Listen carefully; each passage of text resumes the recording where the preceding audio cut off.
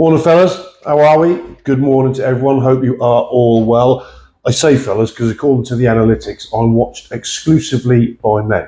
Story of my life. That one. Apart from the wife. She watches. She says she watches. Jarrell Miller. Now, has anyone noticed that the sort of the what would you call it? The YouTube boxing press, the bigger ones, IFL, Boxing Social, all of those guys, and possibly Talk Sport as well. I would have expected them to come hard at the decision to put Jarrell Miller on this Saudi card. In a time where all we talk about is we've got to clean the sport up, PED use is rife, we need to get it out of our sport. And then, because I'm assuming Daniel Dubois is a Queensberry fighter. As far as I can see, still a Queensberry fighter. He is on his website. So anyone he faces, isn't that down to Queensberry's matchmakers and Frank Warren? Surely they're going to agree that opponent, aren't they? I mean, there's quite a large field to pick from in opponents for Daniel Dubois, really. And you go and pick Jarrell Miller, one of the grossest drug cheats in recent history in our sport. Is that just not sort of suicidal on the front of Warren? I'm totally amazed by it. And a lot of these channels I'm talking about, they're talking about Miller being on the card and they're saying, about how he popped and this, that, and that. But no one's really calling that for what it is, which is disgraceful. I just find that unbelievable. I tell you what, did you see Joe Stunner did a video on this yesterday, and his description of Jarrell Miller about the first 30 seconds of his video was gold. Got to go watch that. I'm astounded. I'm astounded by this. Is this going to be a case of where the boxing channels that have access to the likes of Warren, his fighters, and everyone else, are they not going to come at this of fear of being cut off? And a fear of losing access to Warren and Warren's fighters? Or in the case of Talk Sport, because I was listening to Spencer Oliver and Simon Jordan last night, and they broached this fact, and they mentioned it, but they never came at it that hard. And is that in fear of them again getting banned from the event? Because I think Cattrall was banned from the event when he was banned from Ngannou Joshua for, I suppose, what they saw as derogatory comments towards that. Yeah. I don't like this. I don't like this at all. This is wrong, and this is where the likes of G-Man, Joe Stunner are important now, because therefore especially me, you could count them as the littler guys compared to the likes of Ade, and then moving up to sort of the official boxer. But I'm the littlest guy on the block. I'm not getting access anyway, so I can say this. I can call this for what it is, which is a fucking disgrace, if you ask me. How far do you guys think the use of PEDs goes in terms of how widespread do you think it is in boxing? Be interested to hear what you say. Is it, the weird thing about the PED thing? If you go back to, let's take Lance Armstrong and the Tour de France. I always found it a bit odd that that's a sport that was everyone was on the gear or the EPO, everyone was doing it. And then you get the guy who's won, 5, 6, 7 tours, he pops. You strip him of all his tours like he didn't deserve to win them. When in fact, that's a level playing field. They were all on the gear. He was still that much better than everyone else. And you punish him. I don't know. What do you think? Yeah, PED use.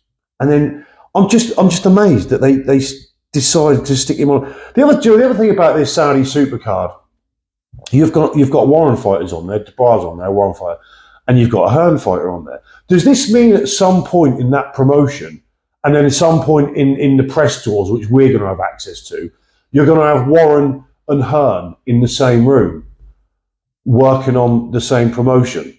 Because that's going to be interesting, isn't it? That's going to be some TV gold right there if that happens. Yeah. Does it work like that? How is this? Because is it challenge? They're the ones, it's their show, and then they've cherry-picked fighters from Matchroom and from Queensberry. How's that going to work? Because I see some issues there. I don't know about you lot. I still don't see the list of fighters proposed in that card. I don't see all them coming on there. That just seems too many affiliates, too many, what's the word? Too many conflicts of interest, shall we say, on that? I don't know. I don't know if you mind. I'm going to talk about a couple of things which were current news before I'd started my channel. So I never got a chance to discuss them on my channel. And Joe Joyce. So Joe Joyce was brought up on Simon Jordan Spencer over last night, and they were kind of trying to discuss why he wasn't involved on this card. I think that's quite obvious, judging on his last two performances. I just want to go back with Joe Joyce. Now, I spoke to many people before his first loss to Zhang. I said to many people, Joe Joyce is an accident waiting to happen. Joe Joyce, when your best asset is the fact that you're good at taking punches, you're going to have a limited career, aren't you? You're going to have a limited life in the sport. If your best asset is that you get hit well and you take the shots well, that's not going to run very long, is it, for me? I was waiting for Joe Joyce to get beat. And when everyone was amazed and shocked and treating that as a shock victory for Zhang, I was like, I was expecting that. You cannot go being that slow. And let me say, Joe Joyce is a lovely fellow. I don't want to be... Listen, I respect everyone who gets in the ring. Having a bit of experience, getting in there, I respect anyone who'll get through them ropes. So when I'm talking about this, first of all, let me say I respect everyone who goes through the ropes. And Joe Joyce, lovely fella. But wow, I mean, that was... When people were talking about him as beating Joshua, being a contender for the championship, based on what? A guy that had no mobility, slow as molasses, and gets hit all the time. I don't know.